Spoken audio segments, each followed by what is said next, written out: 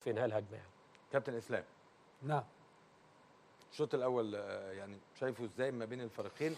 وابرز يمكن ما في الشوط الاول الدقيقه 41 اللي احنا اتكلمنا عليها وانطلاقه صالح موسى.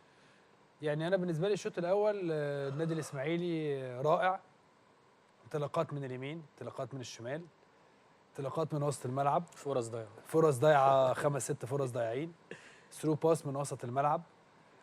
كل ما تعلمناه من كره القدم شفناه في الشوط الاول من النادي الاسماعيلي.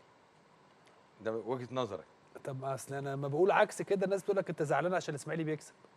فانا يعني دي يعني هل المطلوب مني اتفضل؟ دي الهجمه اللي احنا اتكلمنا عليها بالزبط. ابرز واكتر يعني الهجمه دي تبين الكلام اللي انا بقوله كله. الحقيقه يعني حاجه صعبه جدا. الكره اهي، واخد الكره من وسط الملعب وفي 4 واقفين. بص يا كابتن خالد، اتفضل.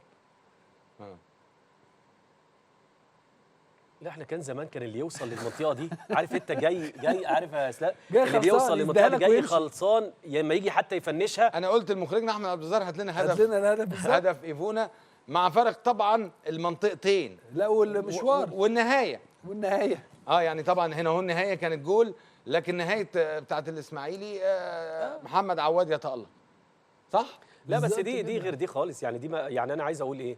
عايز اقول ان هنا في 4-5 اصفر. يعني في 4-5. طب مين اللي بيراقب ومين اللي بيمسك ومين اللي بيرحل ومين اللي بيضغط؟ انت لو جيت هتبص هتلاقي الاثنين ايه؟ بيرجعوا. يعني انا شايف ان يعني في اختلاف بين دي ودي. لا دي ليها لقطات ثانيه وليها ظروف ثانيه. لكن الاتفاق ان ما حدش قطع، ما حدش دخل على اللاعب اللي معاه الكوره، ما حدش بيخش على حد، صح؟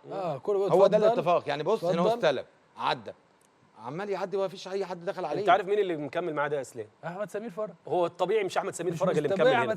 يعني مش احمد سمير فرج اللي يبقى متواجد في المكان ده ويكمل معاه. الراجل لف بيه، واحمد سمير فرج الراجل اللي طلع بره. ولكن هنا المساك او الديفندر هو الراجل اللي بيروح معاه. طيب هو هل من المفترض ان احنا نقول ان النادي الاسماعيلي كويس حتى لو كسب النهارده؟ لا هو لغايه دلوقتي الشوط الاول لا. حاجه غريبه جدا. انا من المفترض، انا بقى عكس كلام طارق. انا شخصيا كلامي انا شايف ان لا، الملاعب الصغيره دي بالعكس تبين. من المفترض، انا اسف مش يعني من المفترض ان هي تبين اداء النادي الاسماعيلي. عارف ليه؟ لان من المفترض ان لعيبه الاسماعيلي كلهم بيحبوا يلعبوا في المساحات الضيقه. ما فيش اللعيبه دي. ايوه، ما انا هو اللعيبه دي انت بتتكلم ايه؟ عارف يا مازن هو بيقول لك ده الاسماعيلي المعروف. لا انا بتكلم المفروض يحصل. ما هو المفروض يحصل، بس هو ايه؟ عشان المفروض ده مش هيتعمل، فاعتمد على الكرات العاليه. لما ينزل حسني عبد ربه ولما ينزل شويه ابراهيم حسن الشوط الثاني ممكن تبقى فيه لمحه من اللي انت عايز تقوله. لكن انا اقول لك ايه، احنا ايام زمان لما كنا، انا هكلمك على حاجه شخصيه. لما كنت بتتمرن اما كنا بنتمرن كابتن محسن صالح ربنا يديله الصحه كان بيلعبنا كابتن خالد في نص ملعب 11 ضد 11. والله الاسماعيلي ما كنا بنلعب في الاسماعيلي في ربع ملعب. يخلي لك الربع ملعب ده عشان الحاجات الضيقه. ده اللي انا كنت اعرفه. يمكن انا الامور اتغيرت، يمكن انا كبرت في السن ومش عارف الموضوع ايه.